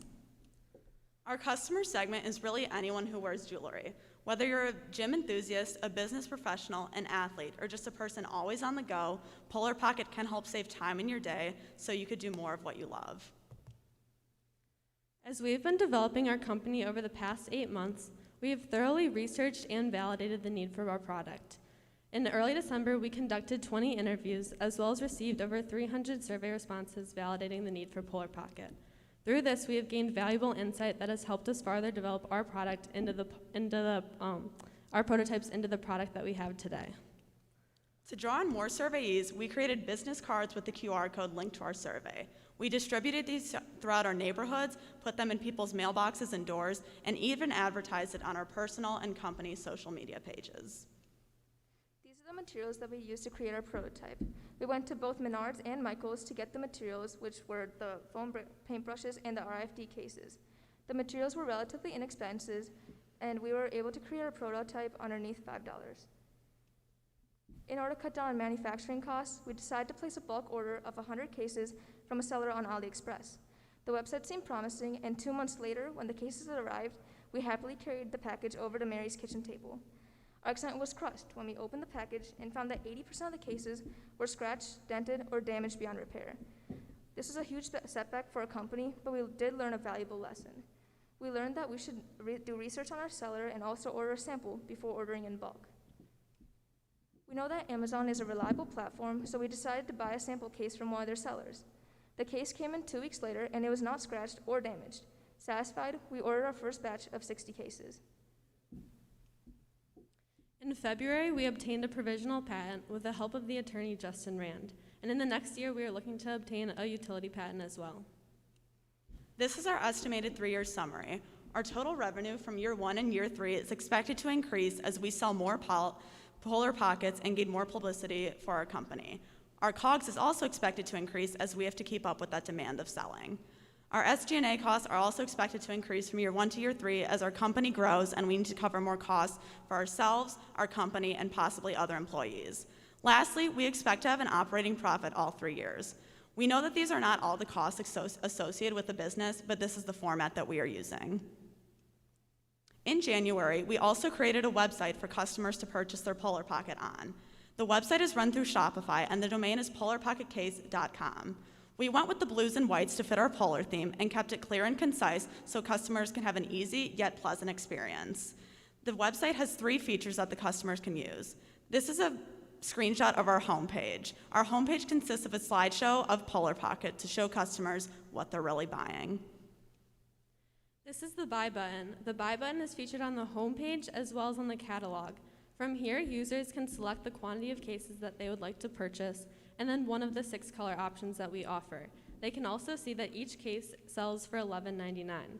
From there, they can place the cases into their cart where they can then use one of our 10 different methods that we offer for payment, which includes Apple Pay. And this makes for a very simple and smooth purchasing process. Lower down on our homepage, we also have more information about Polarpocket and what we stand for. In efforts to gain more funding for our business, we launched a Kickstarter. Kickstarter is a crowdfunding site where companies can launch it and have a goal that they have to meet in 30 days that can be fulfilled by backers. We set our goal to $5,000. If that goal is not fulfilled in 30 days, we do not get any of the backers' donations, but it stays in their wallet. We launched this Kickstarter because we need money to market extensively and expand our inventory and product line. We marketed our Kickstarter extensively to gain traction on our page. We created business cards with QR codes on them and distributed them all throughout Naperville. We went to soccer games, we went door to door, and even went downtown handing them out to people as we walked by. On top of that, we also posted on our LinkedIn and Instagram pages. Even though we did not reach our Kickstarter goal of $5,000, we still were able to gain 21 people interested in our product who backed a total of $2,365. This was still a very valuable learning experience for our team, and we were able to reach a large number of people in the community and inform them about our product. And we will be continuing to look into other crowdfunding sites in the future. In April, we participated in the Celebrating High School Innovators competition. To apply for this competition, we had to write an essay and make a short video about our product and our partnership. We went into the first round of pitching, and we were up against teams from Turkey and Germany. There were 55 teams in the first competition, and we were one of the 10 that were picked to go to the final round. In the final round, we pitched to the judges, and they were allowed to ask us questions following our pitch. A couple of days later, we were honored enough to find out that we were one of the 5 teams that got money for their business. In April, we were interviewed by NCTV. They documented our business journey and the creation of Polarpocket. This publicity gained traction for our sales and for our Kickstarter campaign. We officially started selling cases on May 1st, and so far we have 40 sales. By expanding our product line to cases that will fit more jewelry pieces for traveling, cases that are more suitable for staying at home, and cases for watches, we will have the ability to upsell and cross-sell with existing customers. Amit Thacker also brought up a great product enhancement idea the other day, which would include putting an RFID chip into each case so that the customer could track their case from an app on their phone. So we will be looking into this idea as well as other ideas in the future. If you were to potentially invest $3,000 into our company, you'd be investing in our team dynamic, our work ethic, and our passion. With the money that you would potentially invest, we would stock up on inventory, create different versions of our product, and also start a marketing campaign on Facebook and Instagram. We chose these 2 social media platforms because we know that our target market uses these platforms daily. With the money that we make from our marketing campaigns, we will put that to our $8,000 utility patent, which we will need in February. Tangled jewelry is a complicated problem, but it's such a simple solution with Polarpocket. Thank you for your time, and with your investment, we can help you untangle your life.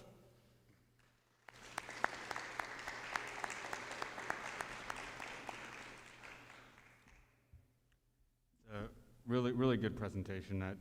Multiple things I really liked. I love the fact that you're donating to a cause that you really feel positive about with the Arctic donation. You showed you know how to fail, which is really important, right? But anytime you're trying to launch something new, you want to fail fast to try to learn from that. And you guys have shown that, which is really good. I like that you guys are taking feedback and already trying to get sales. What do you feel like is going to be the most difficult part aside from the utility patent in launching this business? I think marketing right now, because right now we're focusing on what we know how to do, so using social media platforms, reaching out in the community. So I think that's where we're going to need a lot of advice and expand our knowledge about how to market properly. Thank you. Thank you. Great job, ladies.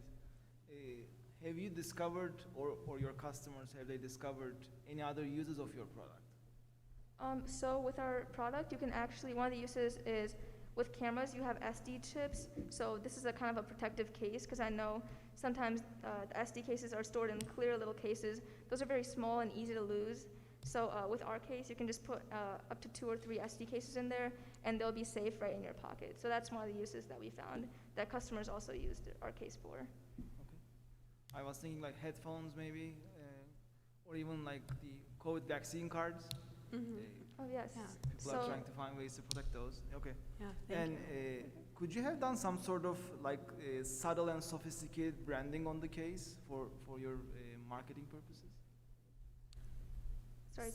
Sorry. So through our customer survey validations that we did, and through our interviews too, we received very good feedback that that basically said that it would bring down the value of our product if they had the brand name on there, because they would rather have the plain, like a pattern or the metallic color, rather than having the brand on there.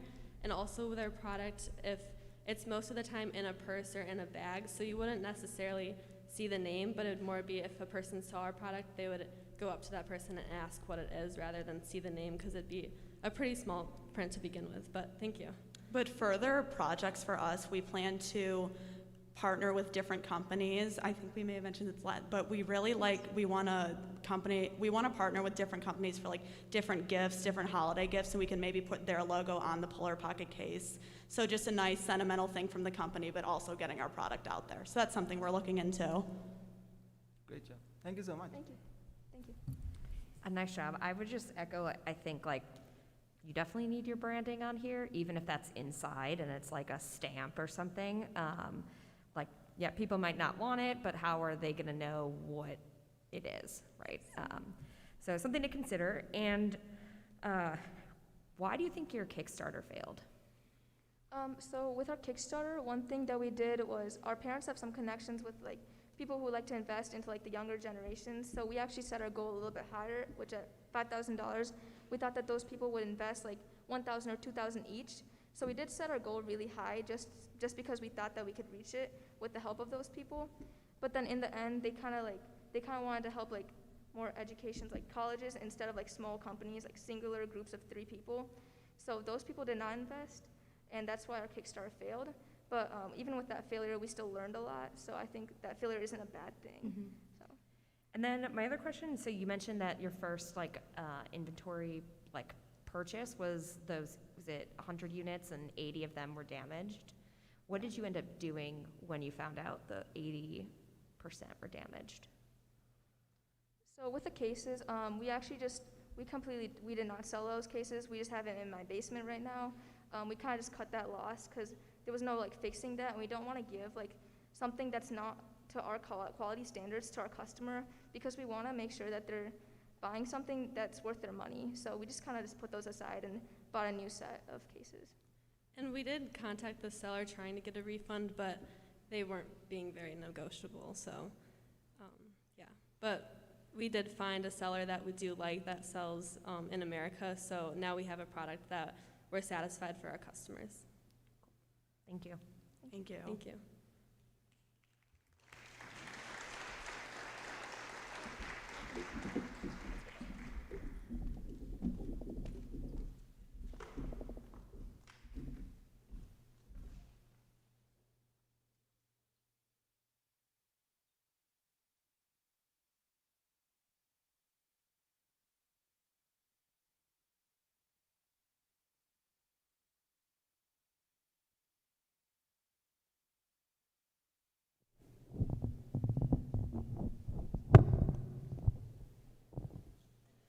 So wow, what great presentations from all of the student teams, all 6 of you. Fantastic job.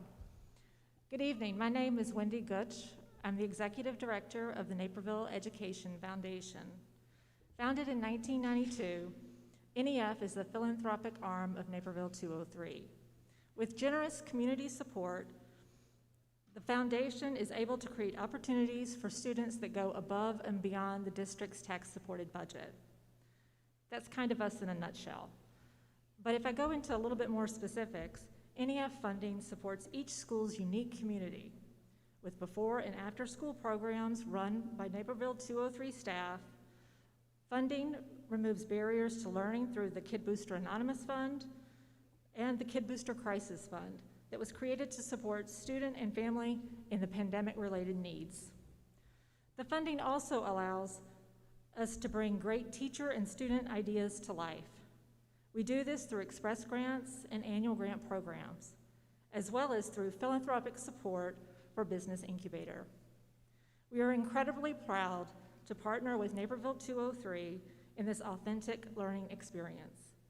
Since Business Incubator began in Naperville 203, NEF, along with amazing community support, has awarded over $50,000 to help student business teams take their ideas to the next level of implementation.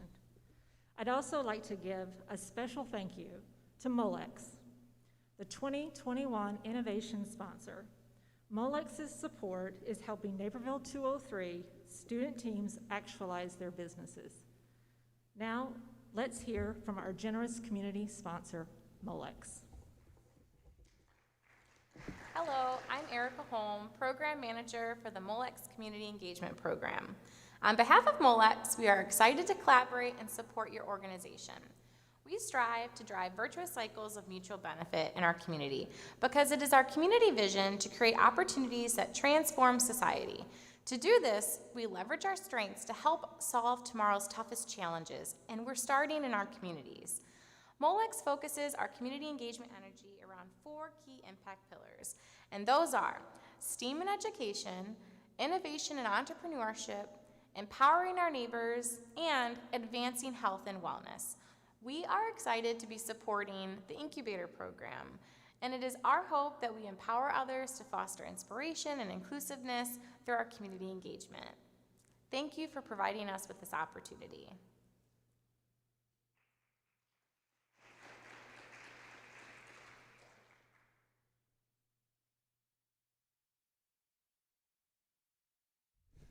All right, we want to thank everybody for coming out. My name is Brad Neubauer. I'm the incubator teacher at Naperville Central. Gene Nolan, incubator teacher at Naperville North. And we're just excited that we got an opportunity to do an in-person pitch at the end of the school year here. So as the advisory council finishes their difficult job of determining tonight's winners, we'd like to say just a few words about the program itself, the positive impact it has on the students in this school district, as well as the community as a whole. So this is the 4th year of the Incubator EDU program. And in that time, we've had hundreds of students embark on this journey, the journey of finding their passion, of getting out of their comfort zone, of failing, being resilient, and trying over and over again. I think you saw that tonight. A lot of these teams talked about the hurdles that they ran into this entire school year. The Incubator EDU class is unlike any class that our students can take at Naperville Central and Naperville North High School. It's a class that's built around problem-based learning and empowering students to take charge of their own learning. It's a class where students learn by doing. So we do not sit there and tell the students this is the right answer. They are telling us why they have the right answer. And that's cool. That's what school should be about. This is a class that gives opportunities to work and interact with entrepreneurs and business professionals, not only in Naperville, but throughout the country. Over the past 14 months, we've talked about what our students have lost, and they've lost a lot. However, because of the pandemic, because of remote learning, we've had 5 mentors between the 2 schools that don't live in Illinois. We've had mentors as far west as Arizona, as far east as Virginia. And that's something to be said about that and the potential possibilities in the future because of what we experienced this school year. Tonight, we're celebrating the fine work of 6 student teams, but they're not the only 6 teams that have done fantastic this school year. There are 27 other incubator teams between Naperville North and Naperville Central High School. These students and these teams have shown tremendous hard work, determination, and resiliency to tackle everything that's been thrown against them this school year. As educators, our job is to put students in the best possible position to succeed, to help them find their passions, to help them learn, help them grow. And that's what this Incubator EDU class does.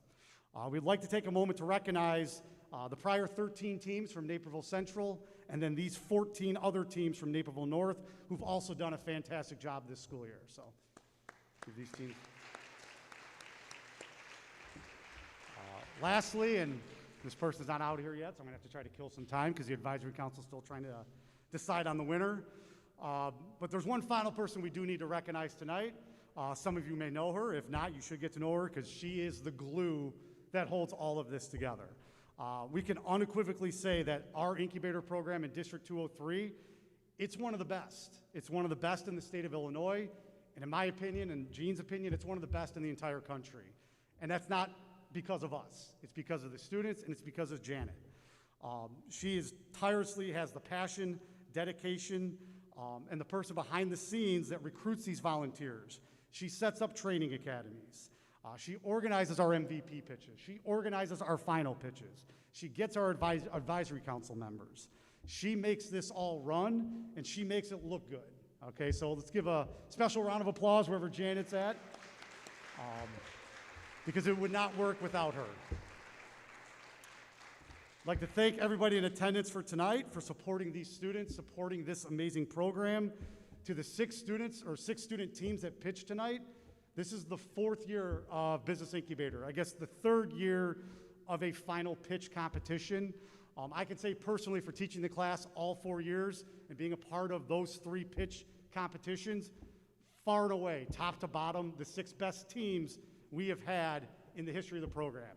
And that's something to be said in this school year, how these students had to learn, what they've done, the prototypes they created. I mean, we got kids getting provisional patents, Kickstarters, making sales.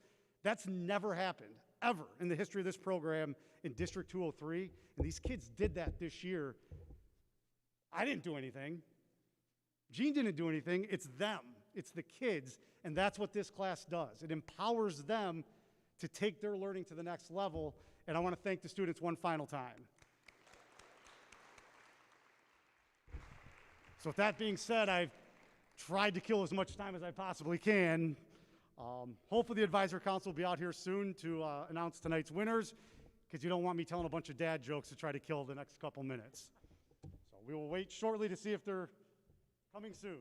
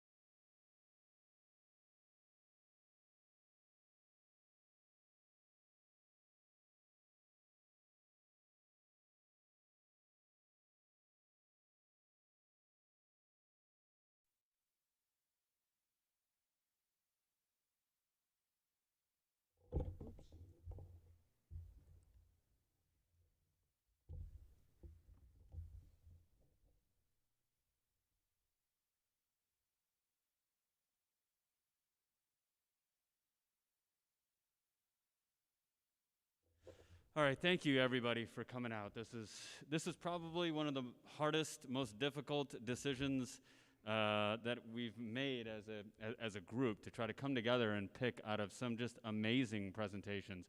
So please, I would love for everyone here to give a round of applause for everyone who participated today.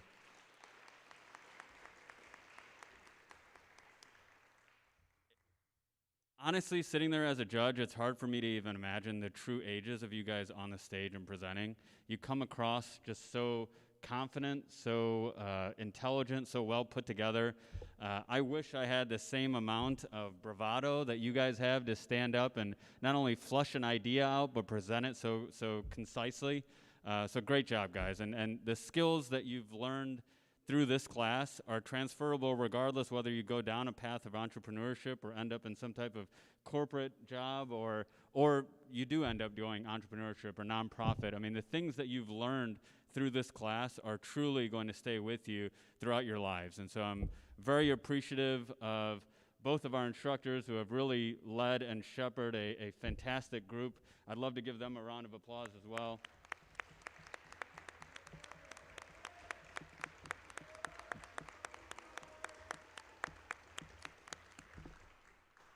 You know, while we were deliberating, we had talked and heard a story about some of the students who had went through this, and there was a company that actually went through this a few years ago, and a group of students that's actually still operating today, and is gaining so much traction that one of the founders, originally from this district, is actually thinking about doing this full time.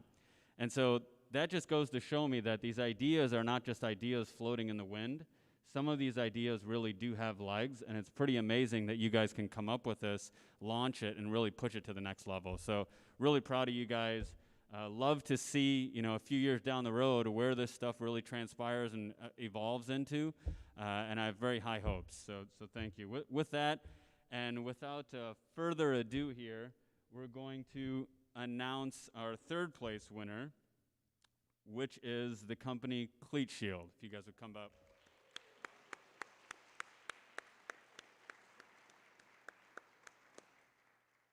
And on behalf of the Naperville Education Foundation, we would love to be able to present you guys a $1,000 award. And fantastic job, guys, honestly.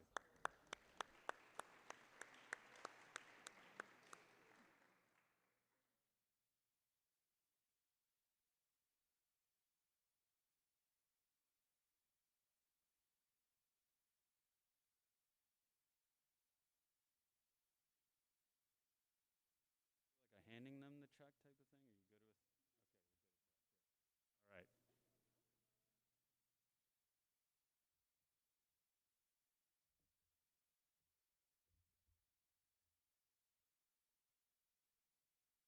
All right. And number two, a really good presentation. I feel like is definitely filling a need, and I'm excited to see where this is going to go.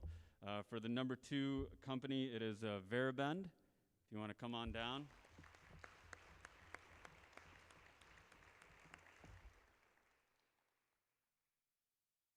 Again, the Naperville Education Foundation is really proud of you guys and excited to give you this $2,000 check towards your idea.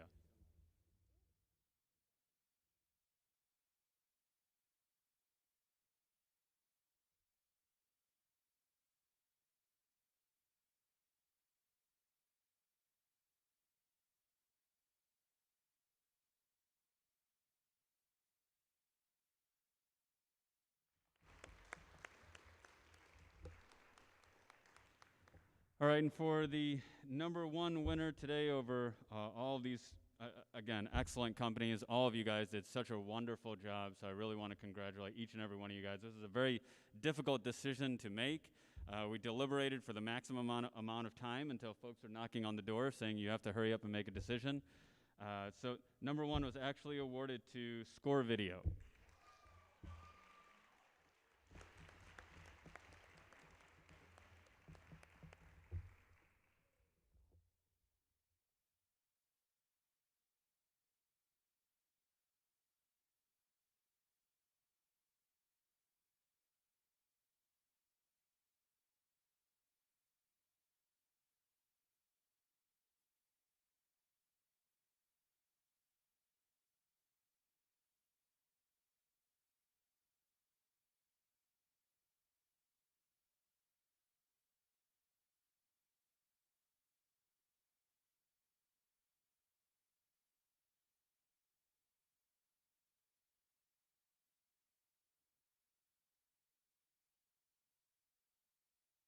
And then two last things that I just wanted to say. You know, one was for the paddleball team. You guys did a really great job.